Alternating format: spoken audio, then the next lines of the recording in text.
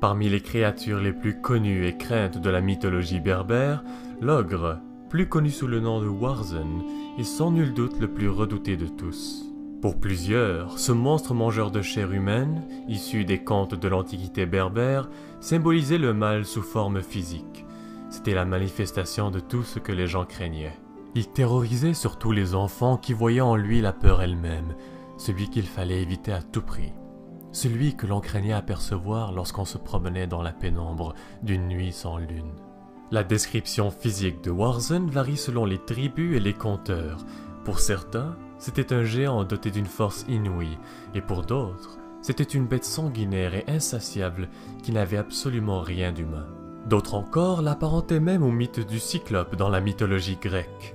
Mais la plupart du temps, tous s'entendent pour dire que c'était une créature colossale et immonde qui faisait trembler la terre de son pas lourd lorsqu'il se déplaçait. La plupart du temps, dans les contes kabyles, il est souvent décrit en train de manger des enfants entiers, des carcasses d'ânes et même des lions et des buffles. Le rôle principal de cet ogre dans les contes berbères était de semer la panique et d'effrayer les enfants. Il était utilisé principalement comme source de peur par les parents pour discipliner leurs enfants. Il était par conséquent très similaire au croque-mitaine dans les légendes françaises et au troll dans le folklore scandinave. L'ogre Warzen habite encore l'imaginaire de la plupart des Kabyles qui ont grandi avec ces contes et légendes.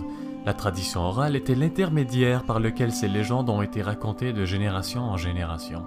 Mais malheureusement, Warzen ainsi que plusieurs autres personnages et créatures issus de contes et de légendes berbères sont de moins en moins populaires de nos jours.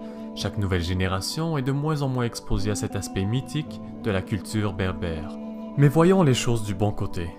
Il y a un effort grandissant ces temps-ci de la part de plusieurs auteurs à créer des œuvres qui partagent et enseignent aux générations futures ces légendes d'antan. C'est tout pour aujourd'hui, merci à tous d'avoir regardé cette vidéo et j'espère qu'elle vous aura plu.